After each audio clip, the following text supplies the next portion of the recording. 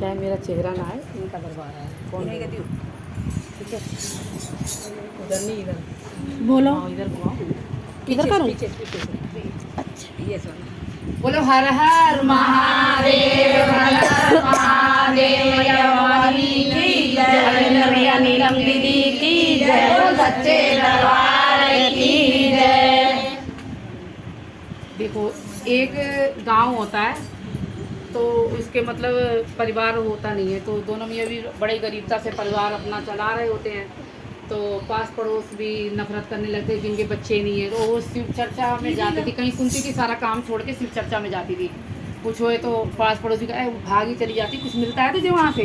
तो कहीं कोई नहीं, कुछ नहीं मिलता। उनके दर्शन होते हैं, मेरे मन को शांति मिलती है, यही बहुत है। तो कहते कि नहीं तुम मत जाया करो शिव चर्चा में, तो मानती नहीं थी, मतलब वो चली जाती थी। उसके पति भी समझाते थे कि रहन दिया कर जाने को। तो कहते हैं कोई नहीं, मेरी मन को शांति मिलती है, तो मतलब भोले बाबा आज नहीं कल कभी तो मेरी गोद भरेंगे, कुछ तो कभी मिलेगा। ऐसे भोले बाबा कि यहाँ देर है अंधेर नहीं है। तो ऐसे से भी हम काफ़ी बीत जाता है। तब उसके एक लड़की, उसके फिर कुछ दिन बाद भगवान गर्भवती कर देते हैं उसको। जब 9 महीने बाद उसके जुड़वा लड़की पैदा होती है, जो पहली लड़की होती है।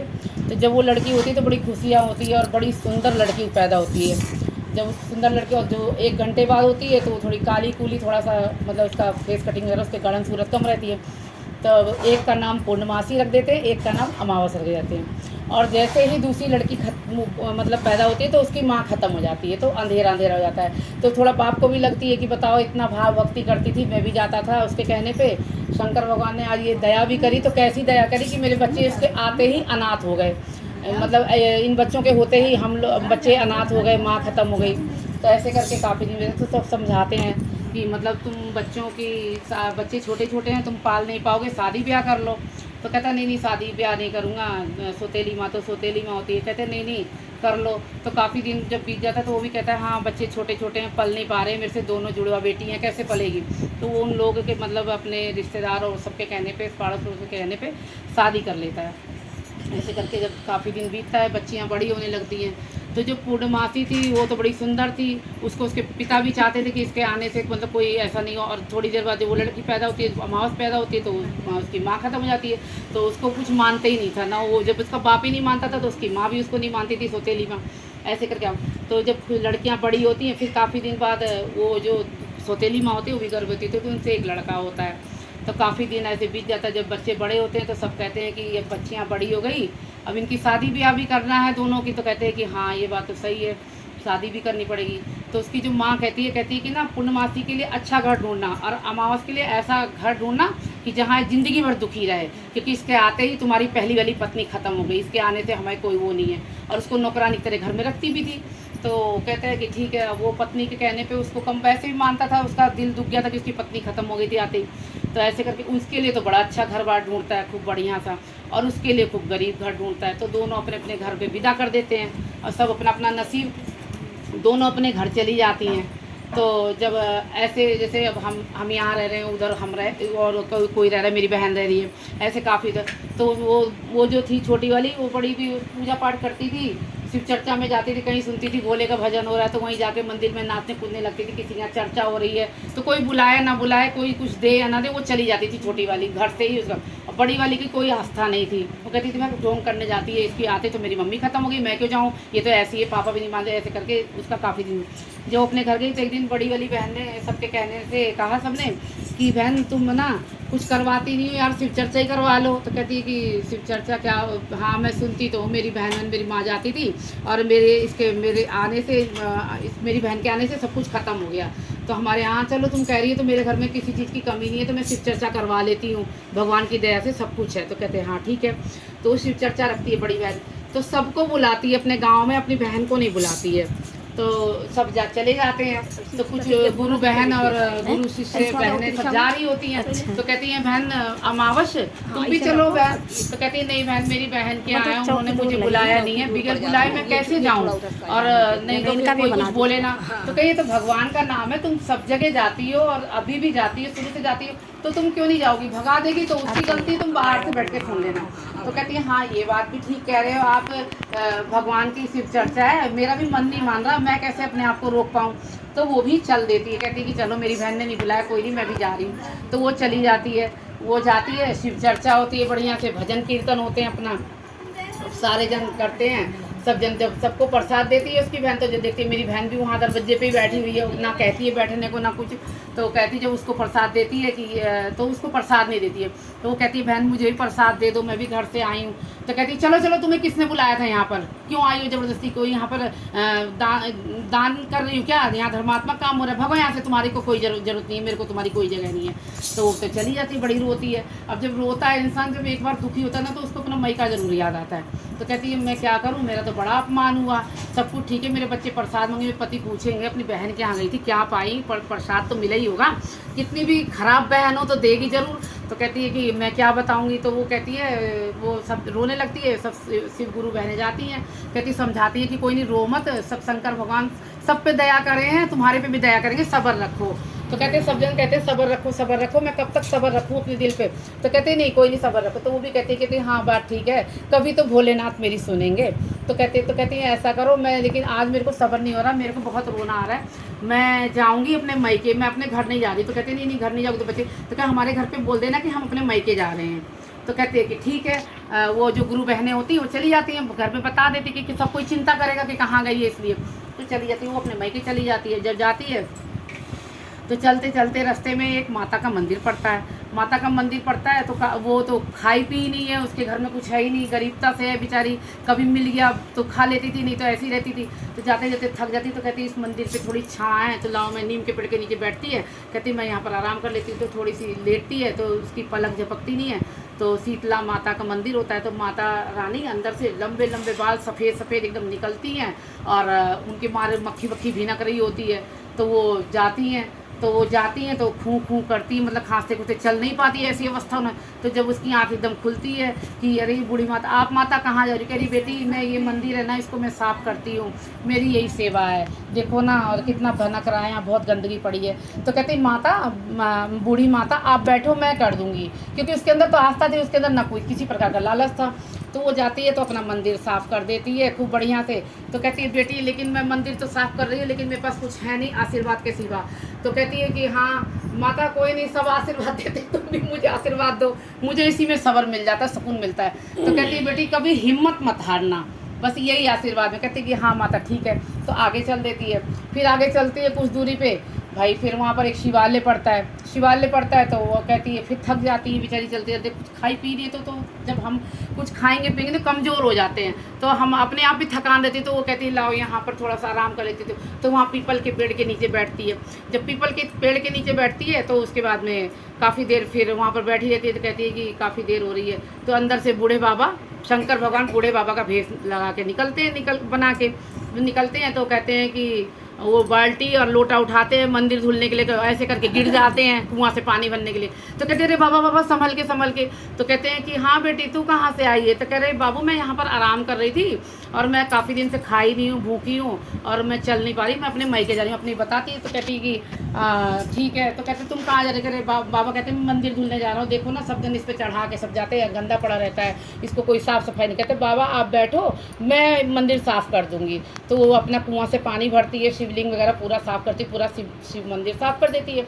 तो बाबा फिर कहते लेकिन पहले सर कहते मेरे पास कुछ देने के लिए बेटी है नहीं, क्योंकि मंदिर में कोई चढ़ावड़ा कोई चढ़ाता नहीं है, चढ़ गया तो चढ़ गया, नहीं चढ़ गया तो कोई बात नहीं, मैं तो ऐसे भी रह जाता हूँ। तो कहते कोई बात नहीं बाबा। तो वो ऐसे चल देती, आशीर्वाद देते हैं। वो भी ये कहते हैं कि हिम्मत मत हारना, भोले बाबा सब ठीक करेंगे। तो उसको तो आशीर्वाद मिलता है, फिर वो आगे जाती है। जब आगे चलती है तो वो नदी के किनारे पहुंचती है। नदी के किनारे पहुंचती है तो देखती है केवट है ही नहीं है, नदी चला जो नाव चला के उस पार मुझे अपने मैके ले जाए। तो बहुत इंतज़ार करने लगती है। तो वहाँ पर गंगा मैया भेष बना के बुढ़िया का वो भी बैठी रहती है पेड़ के नीचे। तो वो देखती कहती जब मैं यहाँ बैठी तो अकेली क्या बैठी, लाओ इन्हीं के पास बैठ जाती हूँ, अकेले क्या बैठूँ। तो वहाँ पर बैठती है। तो कहती है कि माता राम राम मैं यहाँ बैठती। कह रही हाँ बेटी कहाँ जा रही है, लग रहा है तू बहुत दुखी है। तो कहते तुम क्या करोगी, मेरा दुख है, सब तो मेरे दुखी का कारण पूछते हैं, लेकिन कोई मेरा दुख तो हरता नहीं, क्या फ़ायदा आपको पता। कहती कोई नहीं बेटी तू मुझे बता दे कि अब तक। तो कहती कि मैं वहाँ जा रही हूँ, अपने मैके जा रही हूँ, ऐसे मैं चल नहीं पा रही, अब तो मैं नाव वाले का इंतजार कर रही हूँ, मुझे उस पार ले जाएगा, मेरे पास तो कुछ है भी नहीं, दे दूँगी मैं।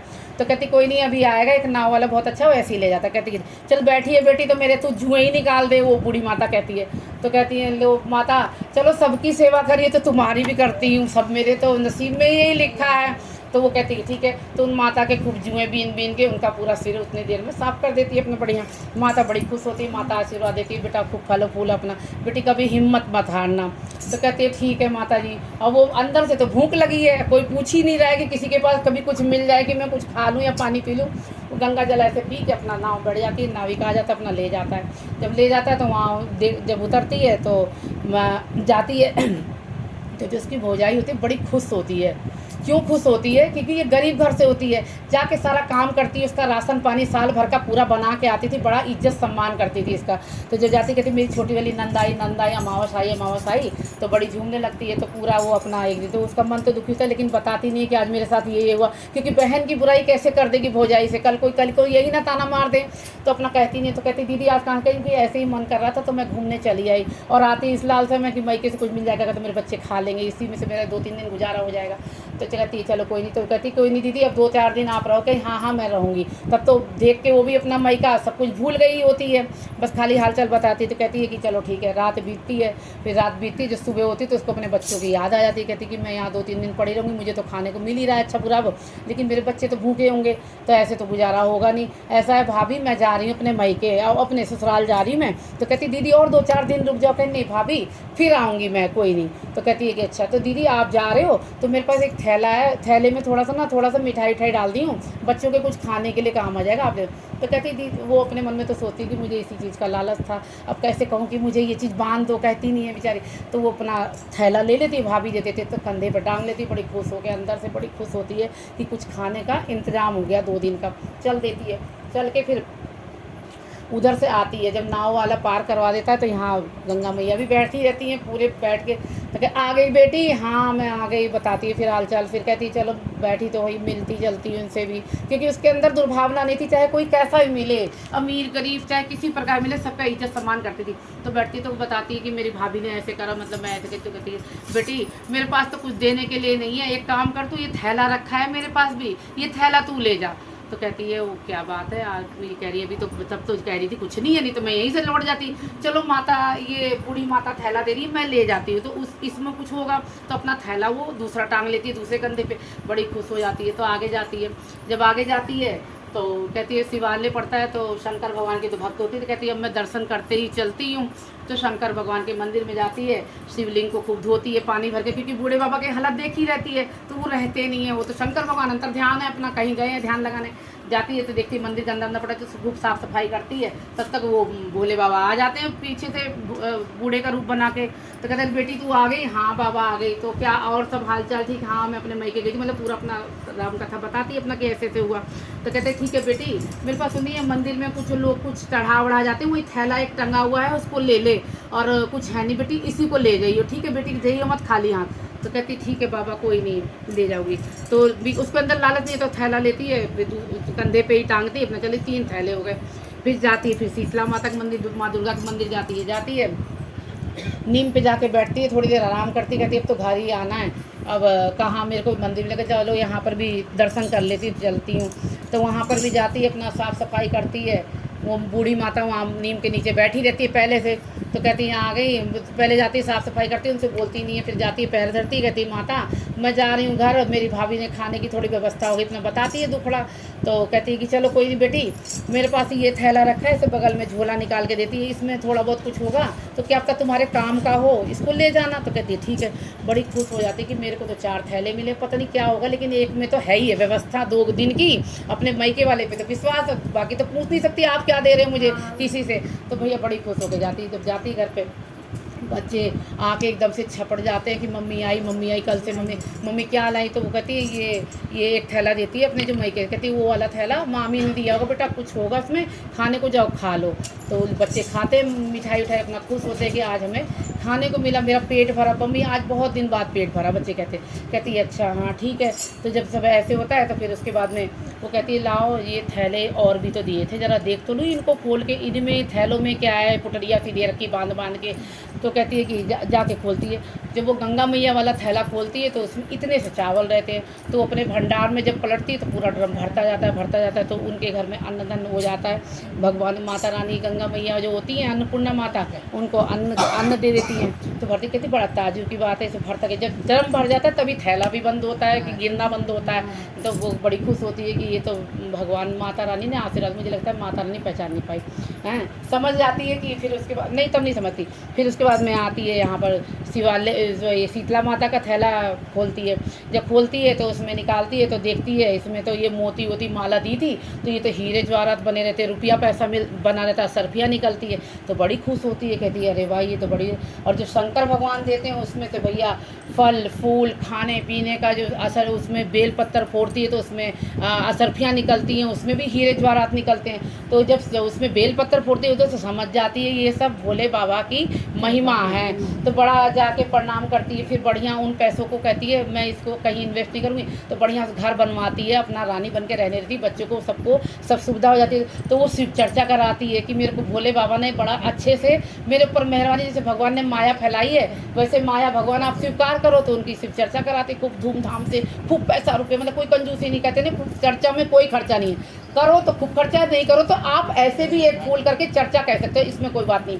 तो फिर वो बड़ी खुश होती है, खूब धूमधाम से करती है। उसकी बहन तक खबर जाती है तो वो बुलाने भी जाती है अपनी बहन को कि क्यों नहीं बुलाएगी भाई, आज मैं तेरे बराबर हो गई तो जरूर बुलाऊंगी, गरीब थी तभी बुलाती। तो जाती है, कहती आते, तो आती दौड़ के कहती है कि क्या हुआ था, तो उसके अंदर तो निर्छल है, वो पूरी बताती है कि ऐसे ऐसे हुआ था, रास्ते में ऐसे ऐसे मिले थे। तो कहती है अच्छा, तो वो कहती है लो दीदी शिव चर्चा खूब प्रसाद बांध के सब खाना पीना सब देती है। कहती चल चल मुझे ये सब मत दे, तू भी कह दे मेरे से कि क्या नाम है, मतलब मैं हमारे को नहीं चाहिए, मेरे घर है नहीं। तो कहती है कि क्यों, मैं क्यों कहूँ, मेरे घर तो दीदी भगवान की दया से भोलेनाथ की ऐसी माया फैली कि मैं दिनों दिन में रात चौगना हो गई, दिन दुगना रात चौगना हो गई मैं। तो ये तो भगवान भोलेनाथ की माया है। तो कहती है कि नहीं, लेकिन उसके दिमाग में बता रही है भगवान भोलेनाथ की माया, लेकिन उसके दिमाग में नहीं आ रहा है कि भोलेनाथ की माया, क्योंकि वो तो उसके अंदर तो विश्वास ही नहीं था, वो भगवान को मानती ही नहीं थी, ना वो जाती थी, वो सब कहती ढोंगबाजी था। तो कहती है मैं भी अब यहाँ से जाऊँगी तो मैके जाऊँगी। तो गुरु बहन कहती कहाँ जा रही हो, तो झूठे रोती है। तो कहती है कि जा रही हूँ मैके में अपने। तो कहती है अच्छा जाओ भाई तुम भी, तो तुम अपने घर बता दो। क्या मेरे नौकर चाकर दुनिया के हैं, बता देंगे हम ऐसे कहो ना, मैं दुनिया जानती है हम वहाँ जा रहे हैं। तो भैया बड़े ठाठ से चल देती है, जाती है तो वहाँ मंदिर में पहुँचती है। तो बूढ़ी माता आती है वहाँ पर भी, तो जानबूझ के नीम के पेड़ के, तो बूढ़ी माता कहती है अरे बेटी बड़ी मक्खी भी ना कर रही है, ज़रा सा तू मंदिर साफ़ कर दे। तो कहती तुम पागल हो गई हो क्या, मैं तुम्हें इतने बड़े घर की दिख रही हूँ, मंदिर साफ़ करने देंगे, तुम्हें नहलाऊंगी, तुम्हारे पर मक्खी उक्खी भी ना करी, मेरे बस की नहीं है ये सब काम करना, मेरे तो इतने बड़े, मेरे किसी कमी कोई ना किसी चीज़ की। तो कहती है कोई नहीं बेटी। फिर जाती है वो बुढ़िया माई अपना ही मंदिर साफ़ करती है, आती है परीक्षा लेने, माता रानी चलो तुम चलिए तो हम चल रहे हैं भैया हैं, और भगवान पता नहीं किस भेष में आ जाए। तो फिर उसके बाद में फिर चली जाती है आगे, शिवालय में पहुँचती है, वहाँ भी बैठती है पीपल के नीचे, जैसे उसने बताया पीपल के नीचे। तो भोले बाबा निकलते हैं, भोले बाबा कहते हैं वही बाल्टी अपनी लेके वैसे ही जैसे उनके सामने करा था वैसे ही। तो उसको दया ही नहीं आती, बुढ़ा मतलब बाबा गिर रहे हैं तो गिरने दो, उठा ही नहीं रहे। तो वो कहते, वो आवाज़ लगाते बाबू बेटा मंदिर धुल दे। तो कहती हाँ तुम्हें दिख रहा है मैं मंदिर धुलने वाली लग रही हूँ क्या, नौकर चाकर दे, मैं बोलो 2-4 नौकर चाकर यहाँ भेज दूँ, मेरे बस की नहीं है सब काम, मैं कभी कोई काम नहीं करती हूँ। तो कहते हैं जैसे प्रभु की इच्छा, कोई नहीं भैया आगे चल देती हैं। जब वहाँ चलती हैं तो गंगा मैया बैठी थी। तो कहती है कि अन्नपूर्णा माता कहती है कि बेटी बैठी हो इंतज़ार कर रही हो, तो मतलब अपना मेरे जुएँ हुए ढूंढ दो, जरा सा मेरे बाल साफ़ कर दो। तो कहती है इतना गंदा काम तो कभी जुए वो भी मैं तो कभी ना भी भगवान तुम्हारे कीड़े पड़ जाए तभी भी ना छूँ मैं, ऐसे बोले। तो माता रानी को बड़ी दुख लगता है अंदर से कि बताओ, एक वो थी उसकी भावना देखो कितनी परेशान थी, और तभी उसके अंदर श्रद्धा नहीं टूटी, और इसको सब कुछ हम दे रखे हैं तो भी करी कि मैं बताओ कीड़े भी पड़ जाएंगे तभी नहीं, कहीं कोई नहीं जैसे तुम्हारी इच्छा। तो अपने मैके जाती है, जब मैके जाती है तो भौजाई देखती तो मुस्काती है उसको देखे, क्योंकि भैया बड़े घर की थी, वो कभी कुछ एक गिलास पानी नहीं उठा के पीती थी। कहती ले आ गई है, अब तो बैठी रहेंगी 4 दिन, इनको तो और बना के खिलाना पड़ेगा, ये कब जाएगी भगवान उसके मन में हो जाएगी, चलने लगता है। तो कहती है कि वो तो वैसे ही नहीं रुकती, वो तो आई थी यहाँ से कि थैले लेने मुझे तो बटोरने हैं। उसके बाद में वही के पहुँचती है तो फिर कहती है दूसरे दिन जा रही हूँ मैं भाभी। तो कहती है कि हाँ ठीक है जाओ दीदी। तो उसकी भाभी भी कम नहीं होती है, तो उसकी भाभी कहती है कि थैला है ले जाओ दीदी, नहीं जाके जाओ दीदी जाओ। तो कहती है नहीं उसको एक थैला दिया था, मुझे भी तो एक थैला दे दो। तो कहती है अरे दीदी तुम क्या करोगी थैला, तुम तो वैसी नाजुक हो, मैं नौकर चाकर है तुम्हारे घर में भिजवा दूंगी अपने घर से किसी के यहाँ। तो कहती है हाँ ये भी बात ठीक है, कौन उठा के ले जाएगा, वो थैला ले लेती है। कहती है अच्छा ठीक है भेज देना। तो एक उसके साथ चल देता भैया वो अपना थैला लेके। फिर उसके बाद में गंगा जी के किनारे पहुँचती है, नाव पार करके, नदी पार करके। माता रानी से हालचाल करती हैं अपना, कहती हैं मैं बड़ा आदर हुआ सत्कार हुआ खाना पीना मतलब सारा बताती हैं। तो कहती है जा रही होती तो कहती हैं बूढ़ी गंगा माता जाओ जाओ कोई नहीं। तो कहती है अरे माता मैंने सुना था किसी को तुमने थैला थे तो उनसे भी मांग के लेती। कहती हाँ बेटी है तुम्हें पता, चल तू ले जा चल। तो वो भी थैला ले लेती है भैया लालच में, उनका भी थैला ले लिया अपना चल दी वो भी हैं। फिर आगे आके शिवालय मंदिर में जाती हैं, वहाँ पर भी बाबा बैठे हैं, बस अपना बतलाती बोलती हैं लेकिन कोई मदद नहीं कोई नहीं। कहती हैं बाबा मैं जा रही हूँ, कहती जाओ। तो कहे बाबा कुछ प्रसाद और साथ दे दो, कुछ चढ़ाओ तो यहीं से कुछ ऐसी चीज़ दे दो रास्ते में खाती चले जाऊँगी। तो कह रहे बेटा एक थैला टंगा हुआ है, पुटरिया बंधी है, उसको ले ले तू। तो कहते ठीक है। तो कहती 2 थैले वहाँ टंगे होते, एक छोटा एक बड़ा, पुटरिया थी और बड़ा। तो उसको समझ में कहती बड़ा वाला ले लेती हूँ, यही सही रहेगा, इसमें ज़्यादा होगा। अपना चली जाती है भैया बड़ा वाला थैला। हाँ लाला। फिर वहाँ शीतला माता मंदिर दुर्गा जी के पहुँचती है। तो कहती है कि माता रानी कहती हैं आ गई बेटी, भाई माँ तो माँ है, माँ को हम निरादर करेंगे तभी माँ गले से लगाएगी। तो माता कहती है आ गई बेटी, कहती हाँ माता आ गई। और ऐसे ऐसे आदर से अपने मायके की बड़ी पढ़ाई करती है। अब ये क्या पता कि भौजाई ने ज़बरदस्ती करी है भैया, जब तुम ऐसी हो तो क्या करेंगे, तुम भगाते भी नहीं बनेगा। अपना बड़ी खुश होती हैं। तो कहती हैं कि ठीक है। तो कहती है कि मैं जा रही हूँ। तो कहती हाँ बेटी मेरे पास एक थैला है ले लो, अच्छा जाओ तुम भी। वो भी मांगती है अपना चल देती है, जाती है अपने घर पहुंचती है। जब अपने घर पहुंचती है तो उनके घर तो भैया बड़े बड़े आदमी, बच्चे इधर, पति इधर, सब अपना राजपाट वाले हैं। तो किसी को कोई टाइम ही नहीं। जाती है कमरा में, कहती लाओ थैला खोल के देखूं तो क्या मिला है मुझे। तो कहती है हाँ, तो कहती है हाँ थैला, अपने मन में विचार करती है। तो कमरा बंद करती है। तो एक जब बैके का थैला खोलती है तो उसमें तो मिट्टी निकलती है। अब इतनी गाली देती है भौजाई को अपनी कि बताओ मैं मिट्टी लायक थी, मिट्टी भिजवाई, बताओ एक आदमी नौकर चाकर से मिट्टी भिजवाई, मेरी अपमान कर दिया, मेरी बेइज्जती करी हैं। चलो कोई नहीं, तसल्ली करी, अब कभी नहीं जाऊँगी। अपने मन में खूब वहीं पे अकेले कमरे में बड़बड़ाती, अब कभी नहीं जाऊँगी। तो कहती है कोई नहीं, अपने मन में तसल्ली करती है अब तो क्या करूँ, जो क्या पता और कुछ हो जो भी है ऐसे करके। फिर दूसरा थैला खोलती है तो जो गंगा किनारे था उसमें बालू निकलती है, रेत निकलता है। तो कहती बताओ उनको बूढ़ी माता को कुछ नहीं मिला, हमको रेत ही दिए बताओ। और इनको भी समझ नहीं आई कि बताओ। वो कहती है कि चावल मिला है, झूठ बोली है, यानी कि मेरी बहन उसको कोसने लगती है बहन को अपनी।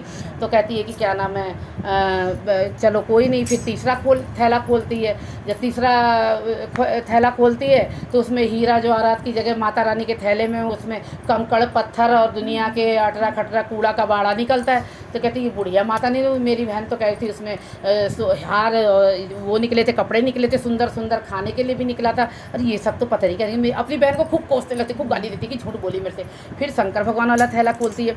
जब भोले बाबा वाली थैला खोलती है बड़ा वाला, कहती है ये तो बड़ा है, इस पर तो जरूर कुछ होगा। उसमें से तो भैया भोले बाबा की माया जो फैलती है, इधर उधर तितर में बिच्छू नाक ततैया पूरा कातर पूरी इधर उधर। अब वो तो फड़फड़ा लेती है, इधर करती है इधर करती है, ऐसे ऐसे करती रहती है। तो कहती है अब बड़ी बड़ी मुश्किल से गेट खोल के पूरा गाँव भग के जाती। सब कहते क्या हुआ क्या हुआ क्या हुआ। वो आगे आगे पीछे भोलेनाथ की माया उनके पीछे पीछे लगी हुई है। तो कहती है अपनी बहन को जाके, माया लगी और बहन के दरवाजे तक, अंदर नहीं गई, मैं बाहर ही रहती है। तो कहती तूने कैसा पाठ पढ़ाया मेरे को बता, मैं गई तो मेरे साथ तो ऐसे ऐसे हुआ, तू मेरे से झूठ बोली है। कि वो तो समझ जाती है सब भोले। कहती दीदी सब भोलेनाथ की माया है। तो कहती क्या भोलेनाथ की माया है। तो वो कहती चलो देखो दरवाजे पे जब वो देखती बहन को कुछ दिखता नहीं है और उसको सब दिखता है। तो कहती अच्छा चलो तुम्हारे घर देखें। और उसको सब दिख रहा है, वो तो भाग रही है। जब घर जाती है तो वहाँ पर तो वो भगवान से प्रार्थना करती है हे भोलेनाथ मुझे भी अपने दर्शन कराइए। तो भोलेनाथ उसको भी अपनी पूरी माया दिखाते हैं। तब फिर वो भोलेनाथ को मनाती है हे भोलेनाथ मेरी बहन से गलती, वो मतलब गलती की क्षमा मांगती है, अपनी बहन के पैर में पड़ जाती है कि मेरे से गलती हो गई। उसको समझ में आ जाता है कि मेरे से गलती हो गई, कि अब मैं ऐसे नहीं करूँगी। और बहन तुम अपने भोलेनाथ से कहो अपनी माया ये बटोरे, और मैं भी उनको गुरु बनाऊँगी, शिव को गुरु बनाऊँगी, शिव का ज्ञान बांटूँगी। तो जैसे भोलेनाथ ने अपनी माया के दर्शन और माया समेटी जहाँ से ज्ञान दे, वैसे भगवान सबको भोलेनाथ ज्ञान दे। बोलो हर हर महादेव, हर हर